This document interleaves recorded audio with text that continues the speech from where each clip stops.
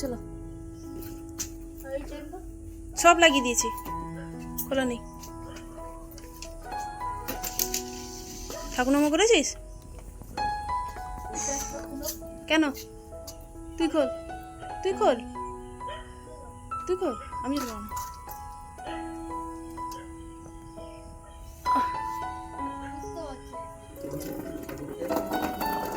দেখো দেখো দেখো, হাত ধুবে কত জলছে।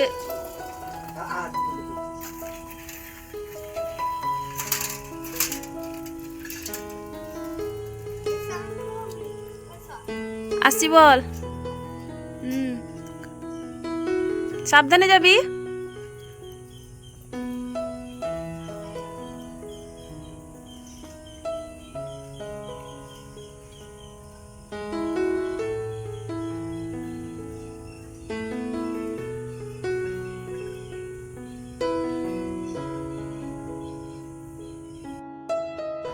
Hello everyone, welcome back to my channel. কেমন আছেন সবাই? এখন 11টা বাজতে 5 মিনিট বাকি।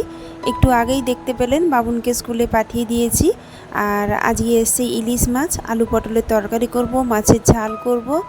তারপর বাবুনকে একটু পাঠিয়ে দিয়ে এক এক করে রান্না বসিয়ে দিয়েছি। টেলার আর আজকে যাব না, কারণ আগের দিন কাজ নিয়ে এসেছি, ওইগুলোই ঘরে বসে বসে করব। তারপর আজকে একটু পায়েস বসিয়েছি। অনেক দিন আগে থেকেই গোবিন্দভোগ চালটা এনে রেখেছিলাম, কিন্তু আমি তো পরে ভয়েস ওভার দিচ্ছি, তো পায়েসটা খুব একটা ভালো হয়নি। তার কারণ হচ্ছে গোবিন্দভোগ যে চালটা ছিল ওটা কিন্তু ঘরোয়া চাল ছিল। ওটা মানে কি বলবো, একটা দেশি চাল আর একটা বেশ গন্ধযুক্ত পাওয়া যায়, ওই চালটা আনতে বলেছিলাম। তো মুদিখানার দোকান থেকে, ওখান থেকে দেয়নি, তো এটাই দিয়েছে। আর বসিয়ে দিয়েছি দুধ দিয়ে। তো কি করব এখন, গন্ধ হোক ভালো না হোক ভালো, হালকা গন্ধ আছে ঠিকই, যেমনটা করে রান্না করতে চাই ওই রকমই করব, পায়েসটা যেমনই হোক। কারণ বাবুন বলেছে যে মা আজকে একটু মহোৎসবের মতো পায়েস করো, তো খাবো। ও কি সিমই পায়েস খেতে চায় না, প্রায় সিমই পায়েস করি কিন্তু ও খেতে চায় না, ওই জন্য আজকে চালের পায়েসটা বসিয়েছি। মনটা কিন্তু ভালো নেই, চালের পায়েসটা খুব একটা ভালো হবে না। আর দেখবেন যেটা একটু মন দিয়ে মানে পায়েসটা একটু গন্ধ ভালো হবে, গোবিন্দভোগের চালের গন্ধটাও আপনারা জানেন। আর বাবুনকে পাঠিয়ে দিয়ে নিজেও দুটো অল্প টিফিন করে নিয়েছি। তারপরে এখানে আলু পটলও খেতে না খুব একটা আমার ভালো লাগছে না, মানে সবজিটা এত খেয়েছি তো মানে আর ভালোই লাগছে না। মানে পটলের সব রকমের রান্না, আলু পটলের ঝোল হয় কিন্তু আমাদের ঘরে ঝোল হয় না। আমাদের ঘরে একবার পোস্ত দিয়ে পটল করেছিলাম, পোস্তর দামটাও তো কম নয়, তো একবার করেছিলাম। তারপর পটল আলু পটলটা ডালনা করা হয়, কারণ ডালনা আমার শ্বশুর বাবা আর ঘরে সবাই খেতে ভালোবাসে, হয়তো আমি বাদে, কারণ ডালনাটা আমার খুব একটা ভালো হয় না। মাছের ঝোলের সাথেও আলু পটল ঝোল হয়, আমাদের ঘরে কেউ খায় না বলে ওটা হয় না। তো চলুন মাছের ঝালও করব আর আলু পটলের তরকারি করব। আজকে একটু মাছের ঝালটা শুকনো শুকনো করে করব না, একটু জুসটা রেখে দেবো, মাখা মাখা করব। তো চলুন আমি রান্না বান্না করি, আপনারা ব্লগটার সাথে থাকবেন। আমার মা কিন্তু গেছে পুরী, বোন, মা, ছুটকা, তারপর বোনের বর, হাজব্যান্ড আর আমার ভাই, ওরা সবাই মিলে পুরী গেছে ঘুরতে, আমি যাইনি। তো আজকে বিকেলে ফোন করেছিল, ওরা বেরিয়ে এসেছে, আসছে, আসার পথে কিন্তু আমাকে প্রসাদ দিয়ে যাবে, যদি সম্ভব হয় আমি আপনাদের দেখাবো। তো চলুন আগে আস্তে আস্তে করে রান্নাটা করে নিই, আপনারা ব্লগটার সাথে থাকুন।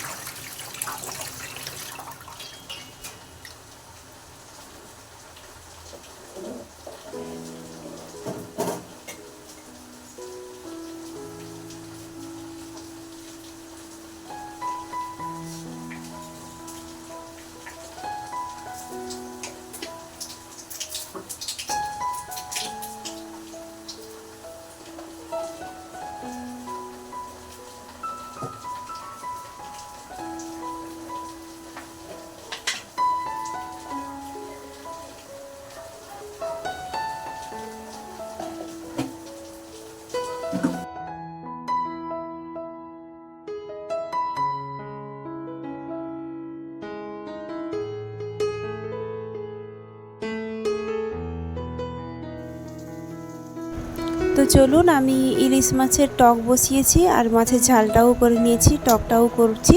তারপর এখানে পায়েসটা হয়ে গেছে। দেখতে খুব সুন্দর হলেও রান্না খুব একটা ভালো হয়নি। তাহলে চলুন, ভিডিওটা আজকে এখানে শেষ করছি। কেমন লাগলো অবশ্যই জানাবেন। যদি ভালো লেগে থাকে সাবস্ক্রাইব করে পাশে থাকবেন। আর আপনারা খুব ভালো থাকবেন। নিজের খেয়াল নিজেকেই রাখতে হবে, তো নিজের খেয়ালটা নিজেরাই রাখবেন। দেখা হচ্ছে পরের ভিডিওতে। সবাই খুব ভালো থাকবেন। টাটা।